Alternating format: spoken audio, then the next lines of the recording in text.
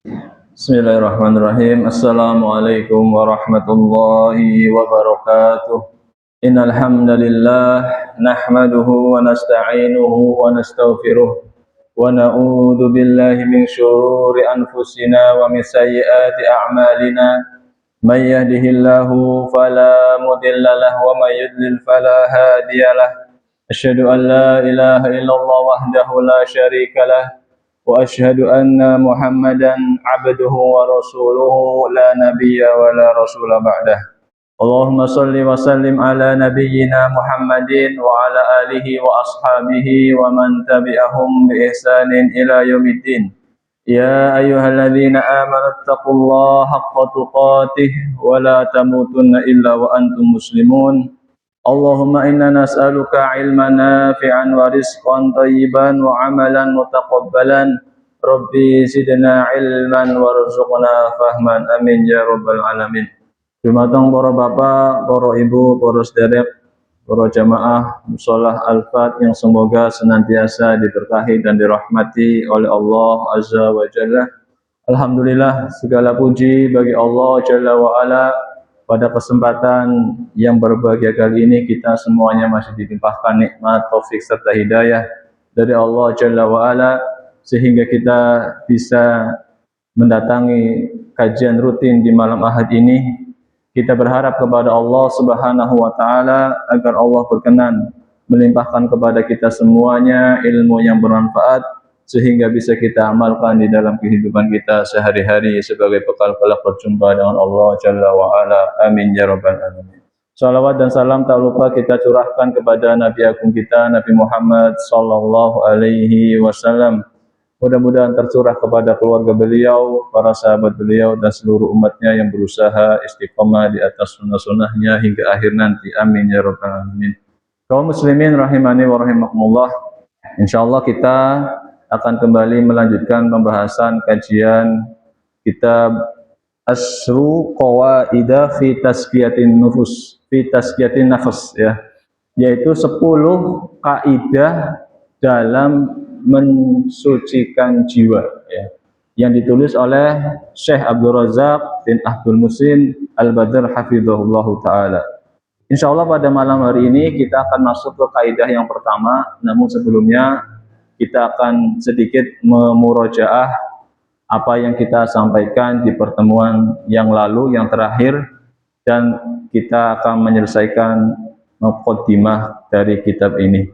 Kaum muslimin rahimani wa rahimakumullah, di pertemuan terakhir kita telah membahas atau Syekh Abdul Razak telah menjelaskan tentang perbedaan antara jiwa yang mulia dengan jiwa yang rendah ya.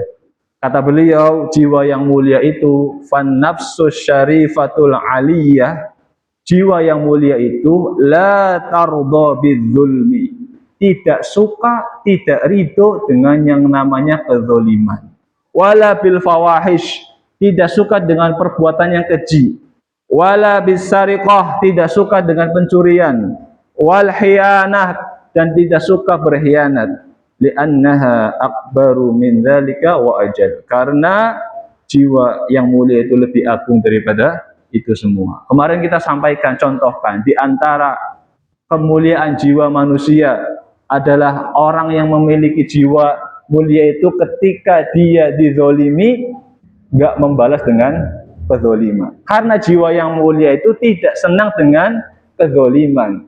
Meskipun dirinya dizolimi, dia tidak membalasnya dengan kezoliman. Kemarin kita sampaikan kisahnya siapa? Kisahnya Nabi Yusuf. Ya. Nabi Yusuf itu dizolimi oleh saudara-saudaranya. Dia mau dibunuh. Dia sudah dijeburkan ke dalam sumur. Tapi ketika beliau kemudian menjadi gubernur Mesir, lalu saudara-saudaranya datang meminta gandum kepada beliau, Nabi Yusuf mengatakan, la tathriba alaikumul yaum, tidak ada celaan, tidak ada makian, tidak ada cercaan bagi kalian hari ini. Kalian gak akan saya marahi, kalian gak akan saya cela. Nek kula lan panjenengan kira-kira kepripun? Gemian didolimi barang wis sukses, Wong sing dolimi DP jaluk bantuan. Ya kon kemien kok ya ngecek-ngecek aku ibaratnya seperti itu. Nabi Yusuf enggak. Jiwa yang mulia itu tidak senang dengan kezaliman meskipun dirinya dizalimi, enggak membalas kezaliman itu dengan kezaliman. Bahkan Nabi Yusuf mengatakan, "Yaghfirullahu lakum." Saya berdoa semoga Allah mengampuni dosa-dosa kalian wahai saudara-saudaraku. Wa huwa arhamur rahimin.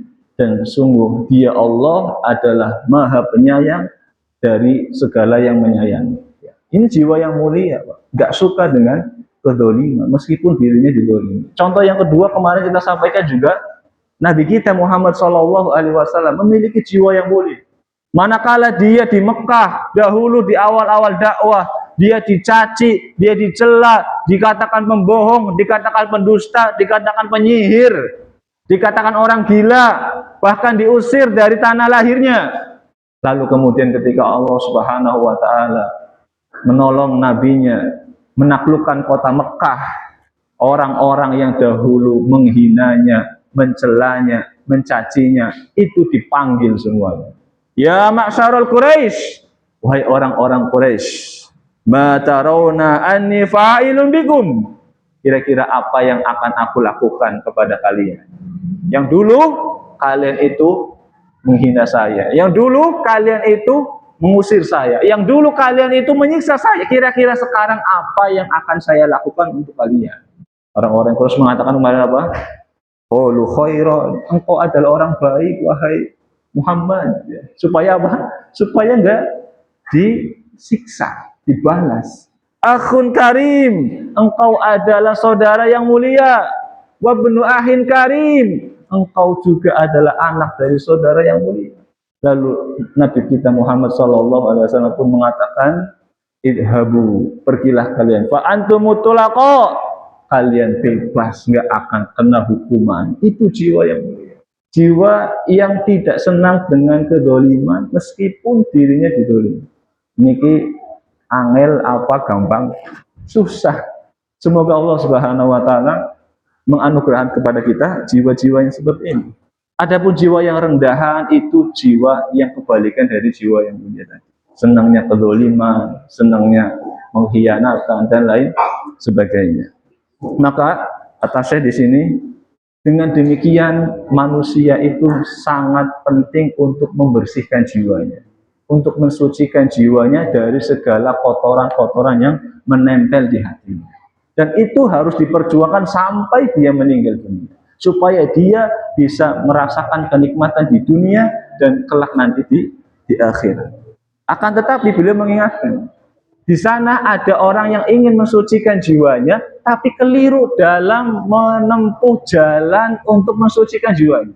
Ada orang yang ingin jiwanya suci, tapi justru terlalu berlebihan sehingga mengekang hak-hak jiwanya.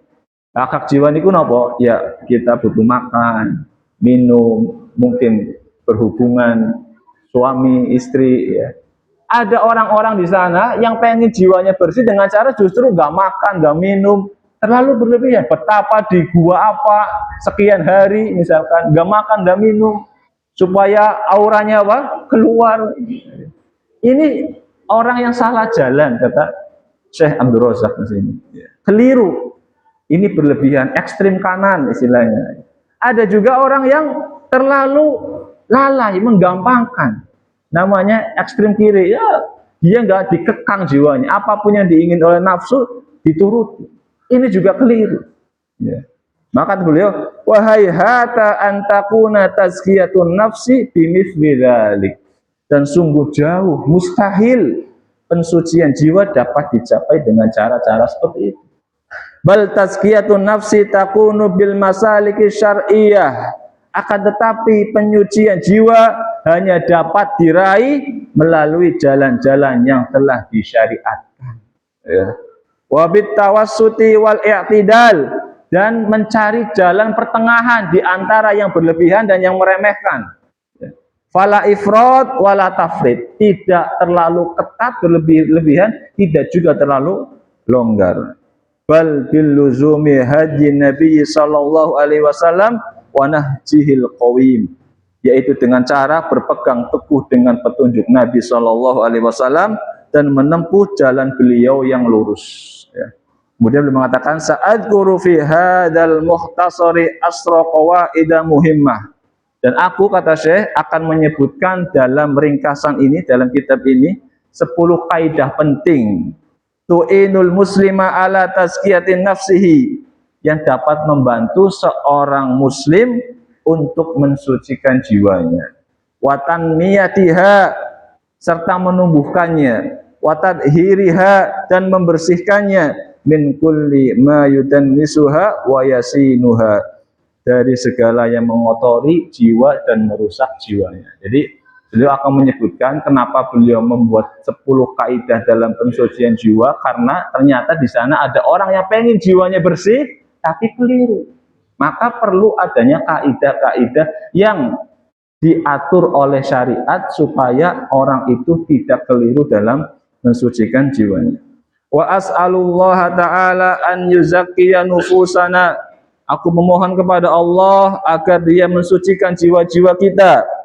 Wa an yusliha a'malana, dan memperbaiki amal-amal kita. Wa an yusaddida aqwalana, dan meluruskan ucapan-ucapan kita.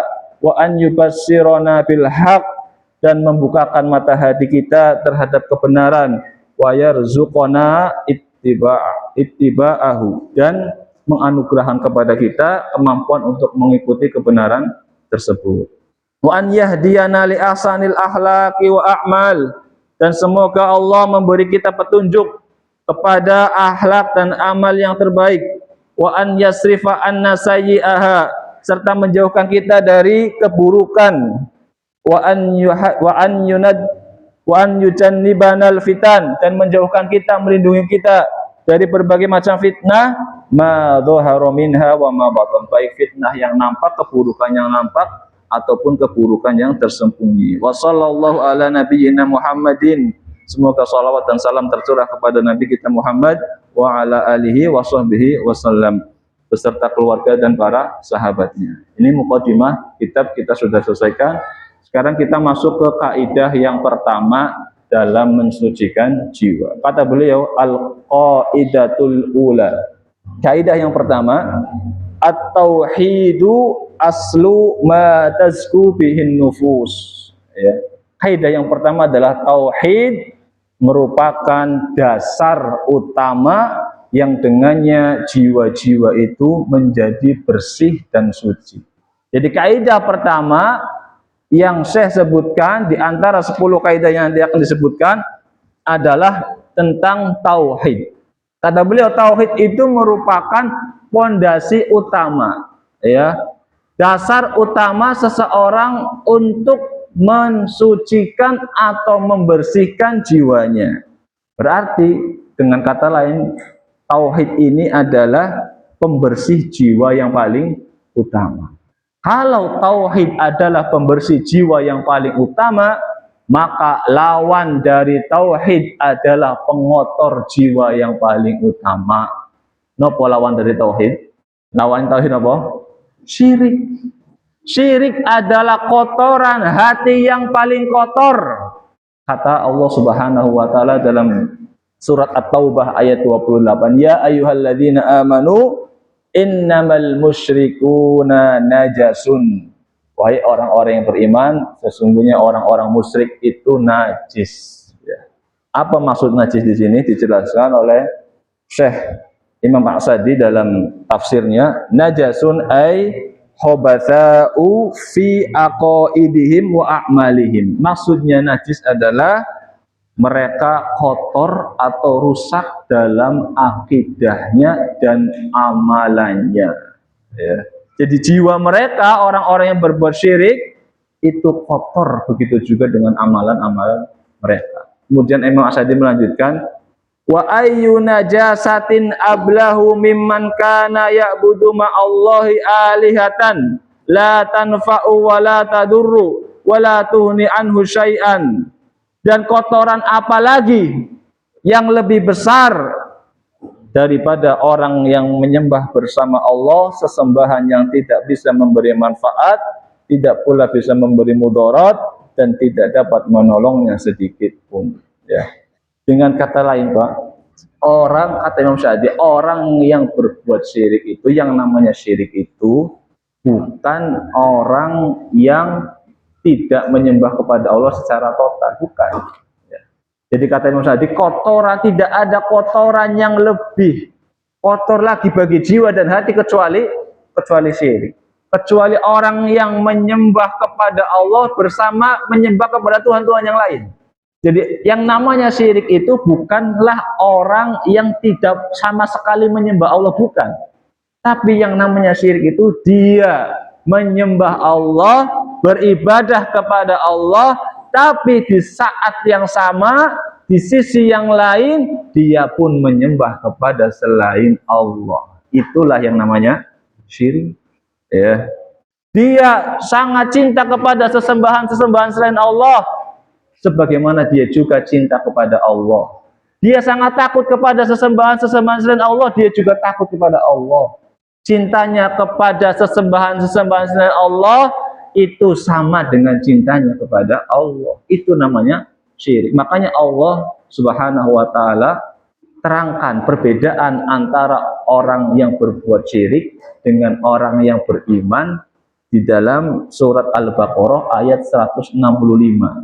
Kata Allah Subhanahu wa taala, "Wa minan nasi may yattakhidhu min dunillah," dan sebagian manusia ada yang menjadikan selain Allah Tuhan-Tuhan, andada tandingan selain Allah Subhanahu wa taala. Yuhibbunahum, mereka mencintai Tuhan-Tuhan selain Allah tersebut kahubbillah, seperti cintanya mereka kepada Allah. Jadi cintanya apa? Dibagi antara dia cinta kepada Tuhan-Tuhan selain Allah dengan cinta kepada Allah, itu sama, cintanya sama. Adapun orang beriman, walladzina amanu asyaddu hubbalillah. Adapun orang beriman itu sangat cinta kepada Allah, cinta mati kepada Allah, tauhid kepada Allah Subhanahu wa taala. Ini letak perbedaannya, ya. Orang yang berbuat syirik itu membagi cintanya antara Allah dengan Tuhan-Tuhan yang lain. Maka kalau dalam bahasa sederhananya itu, orang yang berbuat syirik itu orang yang menduakan Allah Subhanahu wa taala. Sementara kita diperintah untuk mentauhidkan Allah. Hanya Allah saja yang berhak untuk kita ibadahi. Karena hanya Allah lah yang bisa memberikan kita manfaat dan bisa memberikan mudarat serta mengangkat mudarat dari diri kita. Hanya Allah saja Subhanahu wa taala. Dalam surat Yunus ayat 107, Allah Subhanahu wa taala berfirman, "Wa in yamsaska bidurrin fala kashifa lahu illahu." Seandainya Allah menimpakan sebuah kemudaratan kepada kalian, fala kashifa lahu illahu, maka tidak akan ada yang bisa mengangkat kemudaratan itu illahu, kecuali Allah Subhanahu wa taala. Ya. Wa ayyuridka bi khairin fala radda li fadlih. Dan jika Allah ingin memberikan sebuah kebaikan pada seseorang, fala radda li fadlih, tidak akan ada yang mampu menolaknya, mencegahnya. Tidak ada. Kita berzikir setiap baca salat di mana? Allahumma la mani'a lima a'taita wa la mu'tiya lima mana'ta. Allahumma la mani'a, ya Allah, tidak ada yang bisa mencegah lima a'taita, jika engkau sudah berkehendak untuk memberi, wala mu'tiya, dan enggak akan ada yang bisa memberi lima mana'ta, jika engkau sudah mencegahnya. Adapun Tuhan-Tuhan yang disembah selain Allah, yang disembah oleh orang musyrik, itu tidak bisa memberi manfaat dan tidak bisa memberi mudarat. Dalam surat Yunus ayat 107, ayat 18, Yunus ayat 18. Ya, tadi yang pertama 107, Yunus 107. Karena Yunus ayat 18, Allah berfirman, wa ya'buduna min dunillah, dan mereka menyembah kepada Tuhan-Tuhan selain Allah, ma la yadurruhum wa la yanfa'uhum, sesuatu yang tidak bisa mendatangkan mudarat dan tidak bisa mendatangkan manfaat. Tuhan-Tuhan selain Allah Subhanahu wa taala tidak bisa mendatangkan mudarat dan tidak bisa mendatangkan manfaat. Maka sesembahan-sesembahan selain Allah itu adalah sesembahan yang batil, yang rusak, yang tidak benar. Karena mereka tidak mampu mendatangkan manfaat dan mendatangkan mudarat. Maka sesembahan yang berhak, yang benar untuk disembah itu hanya Allah Subhanahu wa taala. Dzalika bi anallaha wal haq. Yang demikian itu adalah karena sesungguhnya Allah dialah Tuhan yang hak, yang benar untuk disembah. Wa anna ma yad'una min dunih. Adapun yang diseru selain Allah, apapun itu bentuknya, huwal batil, itu adalah sesembahan-sesembahan yang batil. Wa annallaha huwal aliyyul kabir. Surat Al-Hajj ayat 62. Dialah Allah yang maha tinggi lagi maha besar. Maka jangan sampai jiwa kita terkotori, ternodai oleh kesyirikan, ya. Karena itu bisa menjadikan hati kita sakit, bahkan lama-kelamaan hati itu bisa mati dengan kesyirikan, ya. Makanya kita diperintah untuk mensucikan Allah Subhanahu wa taala dari berbagai macam bentuk yang bisa mengurangi keagungan dan kemuliaan Allah Subhanahu wa taala.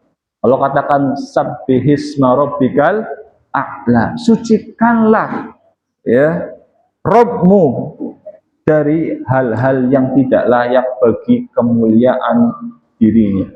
Sabbihisma rabbikal a'la, sucikanlah Rabbmu yang tinggi dari segala bentuk macam yang mengurangi kemuliaan dan keagungannya. Karena memang tidak ada yang senilai, yang sebanding, yang selevel dengan Allah Subhanahu wa taala.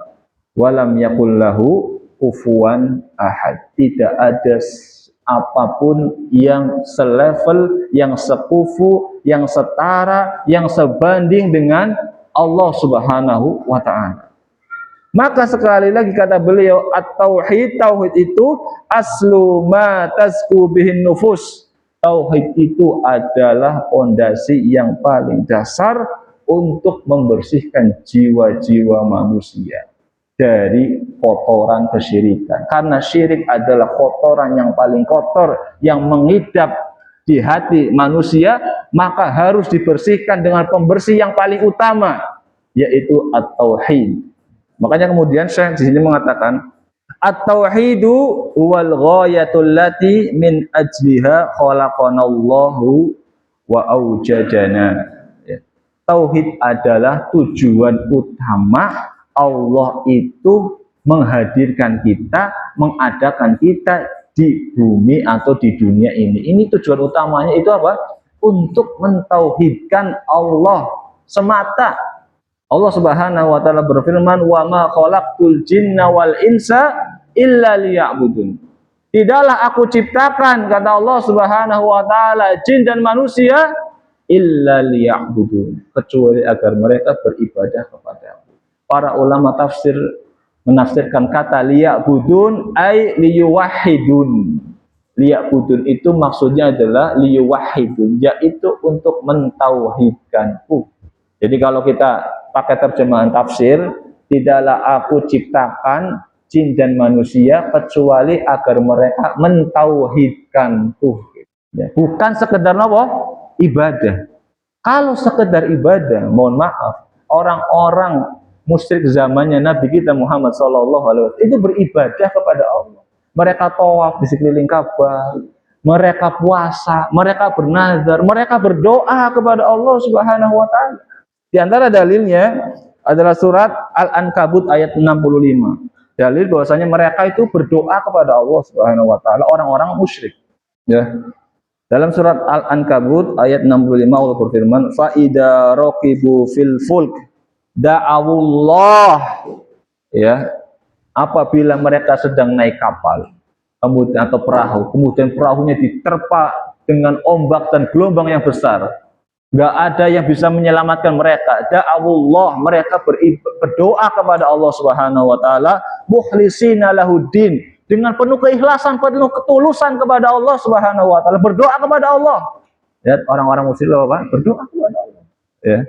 Tapi falamma najjahum ilal bar, manakala Allah selamatkan ia ke daratan, ya, idahum yusyrikun, mereka berbuat syirik kembali, mereka menyembah patung-patung kembali, mereka membagi cintanya kembali kepada berhala-berhala mereka. Angger lagi kepepet apa? Doanya temenanan kepada Allah. Tapi begitu diselamatkan, ya mereka kembali berbuat syirik. Berdoanya kembali dibagi lagi, bukan berdoa kepada Allah semata, tapi dibagi lagi, cintanya dibagi lagi. Maka ayat ini menunjukkan bahwasanya orang-orang musyrik itu mengenal Allah dan mereka juga beribadah kepada Allah. Ya, karena doa itu adalah ibadah. Ad-du'a'u huwal ibadah. Doa itu adalah ibadah. Tapi ketika mereka selamatkan, falamma najjahum ilal bar, ketika kami selamatkan mereka ke daratan, idahum yusyriku, mereka kembali berbuat syirik. Jadi letak kesalahan fatal mereka dalam beribadah adalah mereka beribadah kepada Allah, namun mereka juga beribadah kepada selain Allah, alias tidak menjadikan Allah itu satu-satunya zat yang mereka ibadahi, tidak memurnikan ibadahnya hanya kepada Allah Subhanahu wa Ta'ala. Ada sebuah hadis yang diriwayatkan oleh Imam At-Tirmidzi, ini menceritakan seorang sahabat yang bernama Husain, ya, sebelum dia masuk Islam, ya.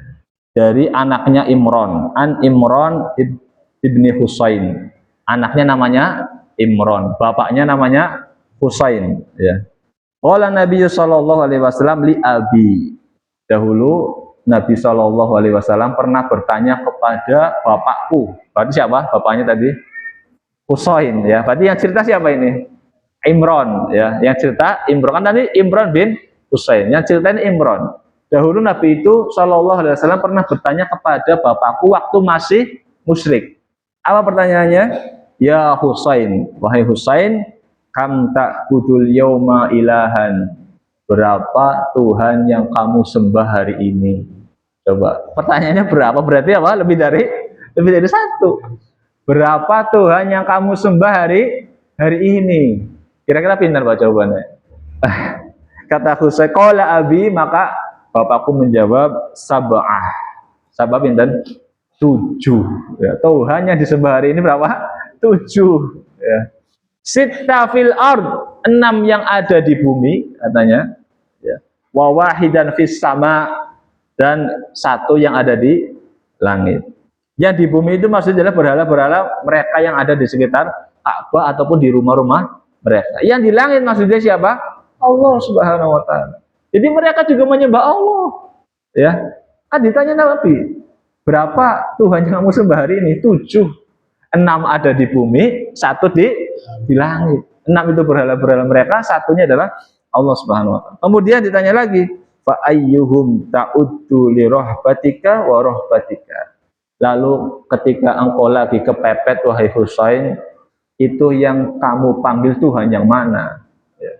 Kata Husain, alladzi fis sama, yang ada di langit. Angger lagi kepepet dongane temenanan karo Allah, giliran diselamatkan tadi kembali berbuat syirik, dibagi lagi cinta. Ya, itulah hakikat kesyirikan, itu mereka menduakan ibadah kepada Allah Subhanahu wa Ta'ala. Jadi bukan orang yang betul-betul nggak menyembah Allah, bukan. Yang namanya orang syirik itu bukan orang yang 100% nggak kenal dan nggak menyembah Allah, bukan. Yang namanya syirik itu dia mengenal Allah, bahkan dia beribadah kepada Allah, tapi juga dia beribadah kepada selain Allah di waktu yang sama. Makanya Allah mengatakan wa annal masajida lillah dalam surah Al-Jin, ya, ayat 18, sesungguhnya masjid-masjid itu, wa annal masajida lillah, masjid-masjid itu milik Allah. Fala tad'u ma'allahi ahada. Jangan kau berdoa kepada selain Allah bersamaan dengan kau berdoa kepada Allah. Dia berdoa kepada Allah, iya, jaluk-jaluk kepada selain Allah juga iya. Ini yang namanya syirik. Maka kalau seperti ini, ya, berarti tidak kemudian aman orang yang kemudian sholat, orang yang kemudian puasa, terus kemudian aman dia menjadi orang yang bertauhid. Tidak. Bisa jadi dia sholat, bisa jadi dia puasa, tapi ketika kepepet dia mintanya kepada siapa? Itulah yang namanya apa? Berbuat syirik. Berarti ada nggak potensi orang Islam berbuat syirik? Ada. Ya. Dan itu yang didakwahkan oleh Nabi kita Muhammad Shallallahu Alaihi Wasallam. Ya. Makanya ketika orang itu diberikan anugerah bisa mentauhidkan Allah, itu anugerah yang paling besar. Kata Sufyan bin Uyainah rahimahullah taala, ma an amallahu alal ibad ni'matan a'dama min an arrafahum la ilaha illallah. Tidak ada kenikmatan yang dianugerahkan Allah kepada hambanya melebihi anugerah ilmu terhadap hakikat mengenal kalimat tauhid la ilaha illallah. Ketika orang itu diberikan taufik untuk mentauhidkan Allah, itu anugerah yang paling besar. Ya, Abu Hurairah radhiyallahu anhu pernah bertanya kepada Nabi Muhammad sallallahu alaihi wasallam dalam hadis riwayat Bukhari. Kata Abu Hurairah, "Qila ya Rasulullah, man as'adun nas bi syafa'atika yaumal qiyamah?" Ya Rasulullah, siapakah orang yang paling berbahagia dengan syafaatmu nanti di hari kiamat?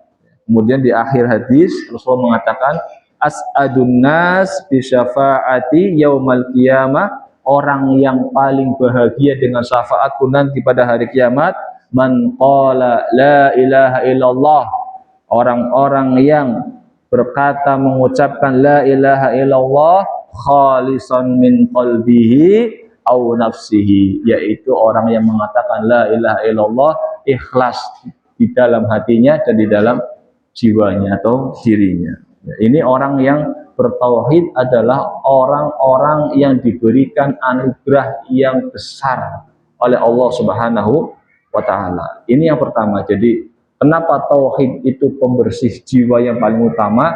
Karena tauhid itu adalah tujuan utama kita diciptakan dan diadakan oleh Allah Subhanahu wa ta'ala. Ini kata saya. Yang kedua, wa huwa aidon mihwaru da'watil anbiya'i war rusul. Yang kedua, karena tauhid itu adalah inti dakwahnya para nabi dan para rasul. Jadi para rasul itu inti dakwahnya itu mengajak manusia agar hanya beribadah kepada Allah. Semua para rasul itu dakwahnya mengajak orang kepada tauhid. Gak ada yang beda. Dari rasul pertama Nabi Nuh alaihissalam sampai Nabi kita Muhammad sallallahu alaihi wasallam, dakwahnya sama, mengajak orang kepada tauhid. Itu inti dakwahnya mereka. Ya. Inti dakwah mereka adalah mengajak orang agar beribadah kepada Allah semata. Sebagaimana firman Allah Subhanahu wa taala dalam surat An-Nahl ayat 36. Walaqad ba'atsna fi kulli ummati rasula. Sungguh telah kami telah mengutus pada setiap umat seorang rasul. Untuk apa? Ani'budullah, agar mereka beribadah kepada Allah, wajtanibut taghut, dan menjauhkan dari kesyirikan. Ini inti dakwahnya. Tidak ada seorang rasul yang diutus oleh Allah kecuali mereka mengajak agar mereka beribadah kepada Allah, agar manusia beribadah kepada Allah Subhanahu wa taala dan menjauhkan dari kesyirikan. Ini yang kedua. Yang ketiga, kata beliau, wat tauhidu huwa awwalu ma yajibu 'alal insan lidukhuli fi dinil Islam. Dan karena tauhid adalah hal yang pertama yang wajib atas manusia untuk masuk ke dalam agama Islam. Jadi tauhid itu perkara pertama yang wajib bagi manusia ketika dia masuk ke dalam Islam. Jadi misalnya ada orang non muslim gitu Pak ya, mau masuk Islam, kewajiban pertama ini apa? Dia harus bersyahadat, harus bertauhid sebelum dia sholat, sebelum dia zakat, sebelum dia puasa. Kewajiban pertamanya adalah dia harus bersyahadat atau bertauhid kepada Allah Subhanahu wa taala. Yang keempat, wa kadzalika huwa awwalu ma yajibu 'ala da'iyati ila Allah an yu'allimahun nas. Yang keempat, karena tauhid adalah hal yang pertama yang wajib diajarkan oleh seorang dai kepada manusia.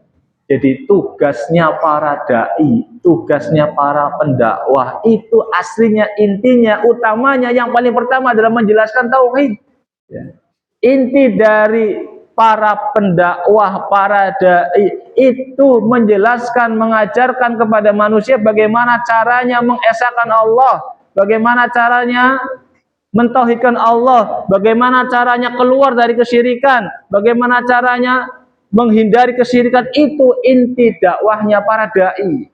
Ya, sebagaimana Nabi kita Muhammad SAW, kama qala Nabi SAW li Mu'ad di Jabal, sebagaimana Nabi kita Muhammad SAW berkata kepada Mu'ad bin Jabal. Jadi Rasulullah itu mengutus Mu'ad bin Jabal untuk berdakwah kemana? Hina ba'athahu ilal Yaman, ketika Rasulullah mengutus Mu'ad bin Jabal untuk berdakwah ke negeri Yaman. Ini apa pesan Nabi? Apa perintah Nabi yang harus didakwahkan pertama kali oleh Mu'ad kepada penduduk Yaman? Innaka taqdamu ala qaumin min ahlil kitab, sesungguhnya engkau Mu'ad akan mendatangi satu kaum dari ahli kitab. Falyakun awwalu ma tad'uhum ilaihi an yuwahhidullaha ta'ala, maka hendaklah yang pertama kali engkau ajarkan, engkau dakwahkan kepada mereka adalah agar mereka mentauhidkan Allah Subhanahu wa taala. Ya. Jadi hendaknya seorang dai, seorang guru, seorang kiai, seorang mubalik itu kewajiban pertamanya adalah bagaimana caranya manusia itu diajarkan supaya mentauhidkan Allah Subhanahu wa taala. Ini diantara kenapa tauhid itu menjadi poros utama atau dasar utama dalam mensucikan jiwa, karena di sana ada kotoran yang paling kotor bagi jiwa, yaitu apa? Kesyirikan. Sehingga untuk membersihkannya adalah dengan bertauhid kepada Allah Subhanahu wa taala. Maka kita simpulkan di pertemuan ini bahwasanya tauhid itu menjadi letak dasar pensucian jiwa, karena yang pertama tauhid itu merupakan tujuan ya utama diciptakannya jin dan manusia. Yang kedua, karena tauhid merupakan poros dakwah para nabi dan rasul. Yang ketiga, tauhid adalah kewajiban pertama jika seseorang mau masuk Islam. Dan yang keempat adalah karena tauhid adalah yang wajib diajarkan kepada manusia oleh para dai. Ya, topik pertama atau tema utama yang wajib diajarkan kepada para manusia oleh para dai dan yang lain sebagainya. Demikian yang bisa kita sampaikan pada malam hari ini di kaidah yang pertama, dan insya Allah akan kita lanjutkan di pertemuan yang akan datang. Kita masih membahas kaidah yang pertama.